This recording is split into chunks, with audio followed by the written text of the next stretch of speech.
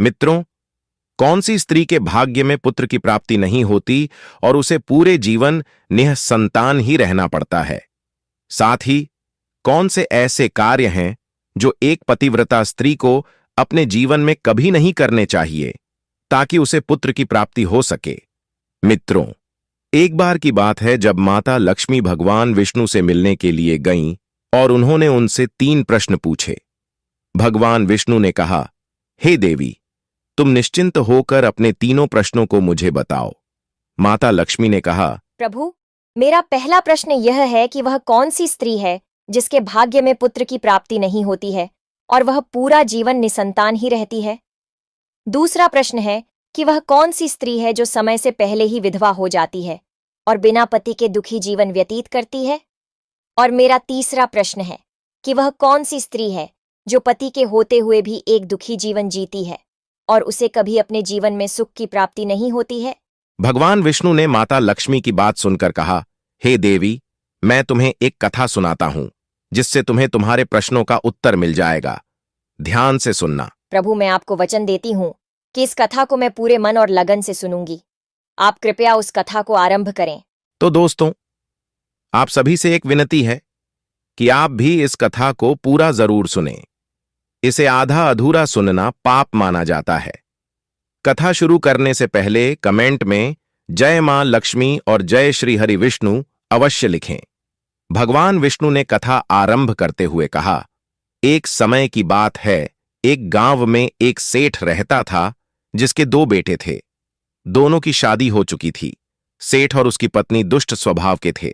सेठ का बड़ा बेटा और उसकी पत्नी भी दुष्ट स्वभाव के थे, लेकिन छोटा बेटा और उसकी पत्नी अच्छे स्वभाव के थे।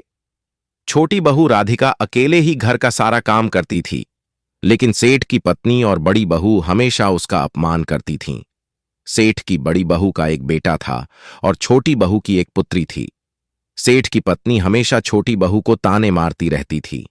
एक दिन जब राधिका घर में झाड़ू लगा रही थी, सेठ की पत्नी ने कहा, इतनी देर हो गई, तू अभी तक झाड़ू नहीं लगा पाई? मैं मंदिर जा रही हूँ और जब तक लौटूंगी खाना बन जाना चाहिए। राधिका ने सफाई करने के बाद खाना बनाना शुरू किया।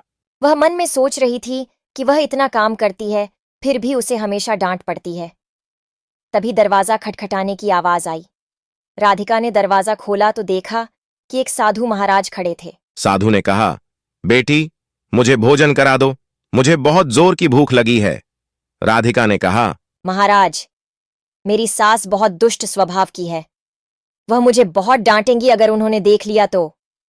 साधु ने कहा, बेटी, थोड़ा सा ही भोजन करा दो। राधिका को दया आ गई और उसने साधु को भोजन कराया। तभी उसकी सास मंदिर से लौट आई और साधु को भोजन करते देखकर बहुत गुस्से में आ गई। उसने साधु को धक्के मारकर बाहर निकाल दिया और राधिका को भी घर से बाहर निकाल दिया। राधिका ने सोचा कि अब उसे मायके जाना पड़ेगा। वह जंगल के रास्ते से जा रही थी। तभी बारिश शुरू हो गई। वह एक पेड़ के नीचे बैठ गई। वहां उसे एक संत मिले और संत ने कहा, बेटी, तुम क्यों रो रही हो? राधिका ने सारी बात बताई। संत ने उसे एक पर्ची दी जिसमें पुत्र प्राप्ति का उपाय लिखा था। राधिका ने पर्ची में लिखा पढ़ा कि स्त्री को हमेशा अपने पति के बाएं ओर सोना चाहिए। मासिक धर्म के प्रथम 4 दिनों में पति पत्नी का मिलन नहीं करना चाहिए। 5वें दिन मिलन से कन्या की प्राप्ति होती है। 6ठे दिन मिलन से पुत्र की प्राप्ति होती है। मासिक धर्म की 10वीं रात्रि में मिलन से अतिश्रेष्ठ पुत्र की प्राप्ति होती है। राधिका ने वही किया और उसे पुत्र की प्राप्ति हुई। वह बहुत खुश हुई और उसने अपने घर में दावत रखी। उधर सेठ की बड़ी बहू का मुंह हमेशा के लिए बंद हो गया। भगवान विष्णु ने कहा, हे देवी, तुम्हारा पहला प्रश्न था कि वह कौन सी स्त्री है जिसके भाग्य में पुत्र की प्राप्ति नहीं होती है। जो स्त्रियां संत द्वारा दिए गए पर्ची में लिखी बातों के विपरीत कार्य करती हैं और जो अपने पति का आदर नहीं करती, उनके भाग्य में पुत्र की प्राप्ति नहीं होती है। दूसरा प्रश्न था कि वह कौन सी स्त्री है जो समय से पहले ही विधवा हो जाती है। जो स्त्रियां पति के होते हुए भी मांग में सिंदूर नहीं लगाती, मंगलसूत्र नहीं पहनती, पराये मर्दों से संबंध बनाती हैं, वे समय से पहले विधवा हो जाती हैं। तीसरा प्रश्न था कि वह कौन सी स्त्री है जो पति के होते हुए भी एक दुखी जीवन जीती है। जो स्त्रियां सुबह देर तक सोती हैं, बिना स्नान किए भोजन बनाती हैं, पूजा पाठ नहीं करती, अपने पति की बात नहीं मानती, वे अपने जीवन में कभी सुख की प्राप्ति नहीं करती। इसलिए एक पतिव्रता स्त्री को अपने पति का आदर करना चाहिए, चरित्रवान रहना चाहिए, प्रातः काल में उठकर स्नान करके पूजा पाठ करनी चाहिए, जिससे घर में सुख शांति बनी रहे और माता लक्ष्मी प्रसन्न रहें। मित्रों, आपको यह कथा कैसी लगी, हमें कमेंट्स में जरूर बताना। जय माता लक्ष्मी की।